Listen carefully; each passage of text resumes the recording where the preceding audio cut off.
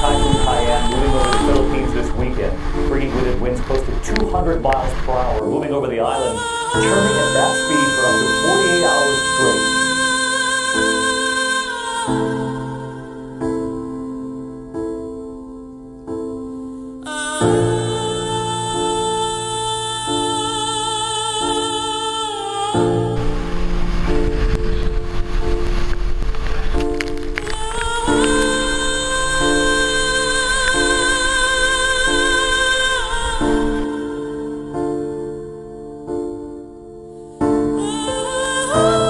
Hundreds of thousands of families homeless this evening, making their way through what's left, so many simply looking for food for their children. Here's what's left behind. You can see the line of destruction right there, the trees still standing on the right. Everything else in the path of the storm wiped away.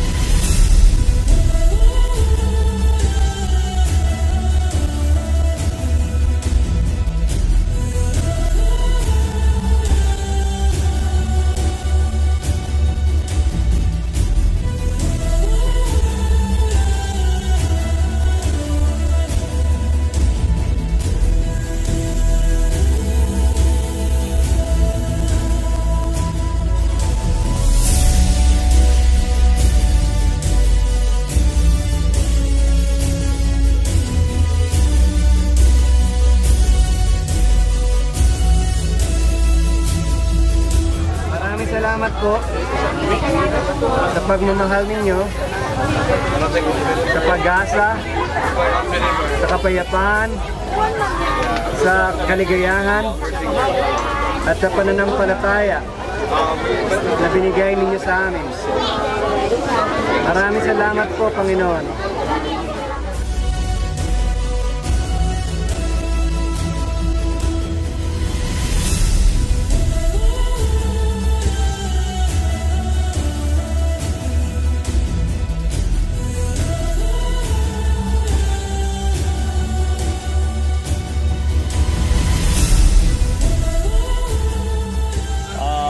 Sa ngayon, makikita natin na talagang successful yung ginagawa natin.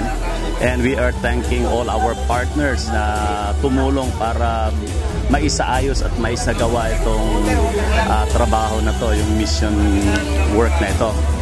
I thank you very much sa tanan. Sa tanan-tanan ba, maayo kayo mga aming kuwan sa mga din eh. Dunit makiunani din na libre. Magandang umaga po mga kababayan. Ngayon po muli ay ika-10 ng Disyembre, pangatlong araw natin sa Ormoc City. Nandito tayo sa Gintigian. At dito po ay titingnan natin kung ano nangyayari sa ating bagong sistema ngayon dito sa Humanitarian Operation Joint Relief ng KEDRN.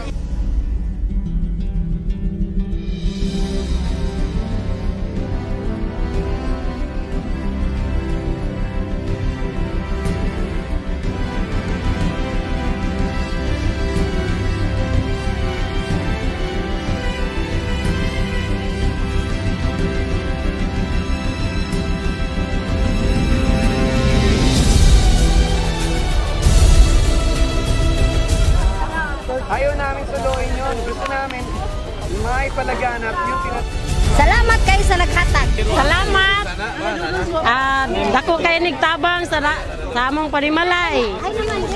Kompleto gyud nga among gikinahanglan anaa. So daghan kay salamat. Salamat.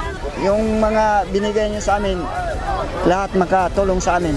Yung binigay niyo sa lahat na binigay, marami ang sa inyong binigay sa amin. Pinakamaraming yung binigay niyo sa amin.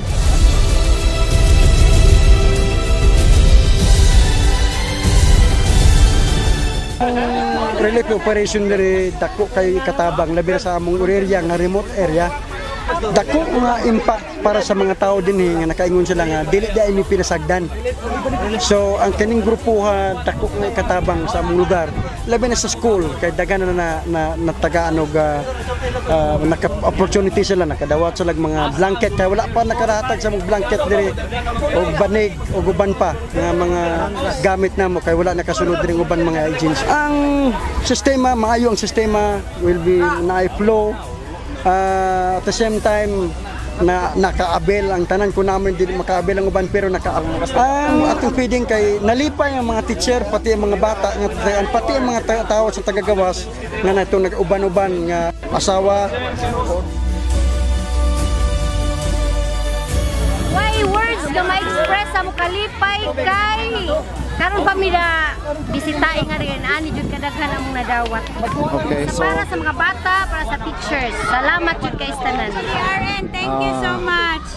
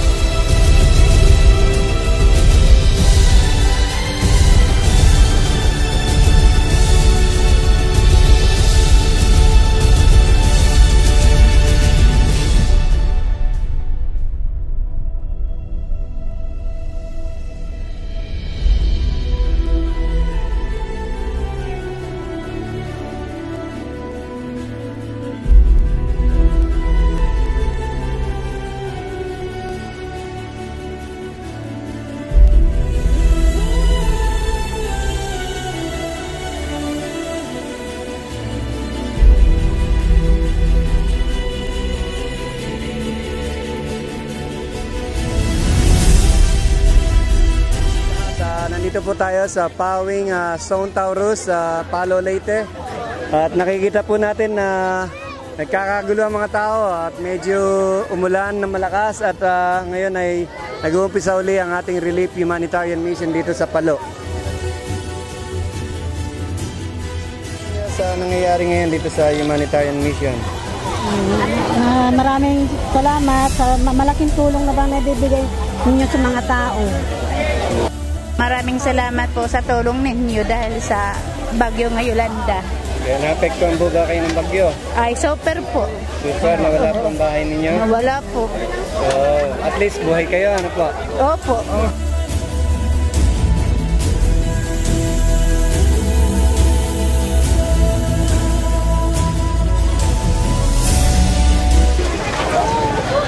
Ano po masasabi ninyo? Damong kain salamat. Sige, okay lang po. Sige po, ayos na po. Ano po? Wala mamipag nga makakain. Aha. Wala. Ito, kaya po may makakain na kayo. Salamat nga madam. Maraming pag-asa po. Salamat. So, lipay ka na yung... Thank you kay Lord Jesus Christ. Hallelujah. Praise God. Thank you kay Lord. Thank you kay Lord God. So far, ang sistema talaga is the best. And I would like to suggest other groups nung magpunta rito sa amin na ganito rong sistema ang gawin nila. But is in order tayo, lahat nakaka-receive pantay-pantay. To God be the glory. Yung part na may prayer, counseling, psychosocial? Yun ang pinaka-the best. Yung pinaka-the best. The best, yeah. So, yun ang goal natin, na makilala nila yung ang Panginoon natin. Amen, yeah. So, counseling naman, I believe yung mga tao na realize nila ngayon na it doesn't mean na under tayo sa disaster, we are condemned. Yes, yes. Our God loves us so much. Amen. The Lord loves this city so much, and we still believe Tacloban will rise again. Amen. So, to God be the glory po. Salamat po, Pastor. Thank you. Thank you. Ang malaking difference yung pamimigay ng ibang grupo dahil yung iba medyo nirarapol pa nila, pero ito talaga yung malaking tulong dahil lahat ng tao ay nakakatanggap ng mga pangangailangan sa kanilang pamilya. This is the second time na mayroon namimigay at ito talaga yung pinakamalaking grupo nagbigay ng relief dito sa Barangay 79, and yung mga barangay kapitan dito at saka mga councilors nagpasalamat talaga sa nangyari sa ginawa natin ngayon dahil ito yung grupo na to it helps a lot physically, emotionally, and spiritually.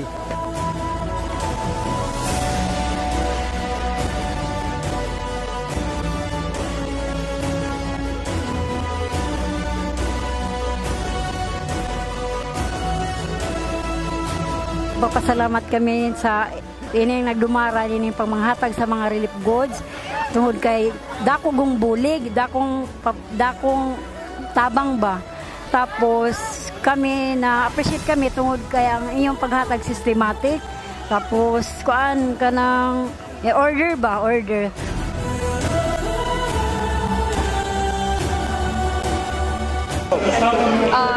Based ngayon sa relief operations na nangyayari, may organized yung yung flow ng pagbibigay kasi nga by department. Maganda. Very touching, no? Very touching yung ginawa kasi ang daming mga tao na natulungan dito. Mga hindi natin ma-describe ang karami, but masasabi lang natin salamat po sa mga tulong nyo at saka yung heart nyo po ay para sa Tacloban po. So nagpapasalamat po kami bilang victim dito sa Tacloban at sa King Jesus Community, at nagpapasalamat din po ako na yung King Jesus Community na bigyan ng pansin ninyo na gamitin ni Lord through you, na yung mga tulong po ninyo imabot sa aming community. Ito, mas maganda itong sistema ito kasi yung sistema ito is holistic ito. Matanggap nila yung mga material na goods, pero mas matanggap din nila yung pinaka-importanting bagay na si Jesus ay mananahan sa kanilang puso.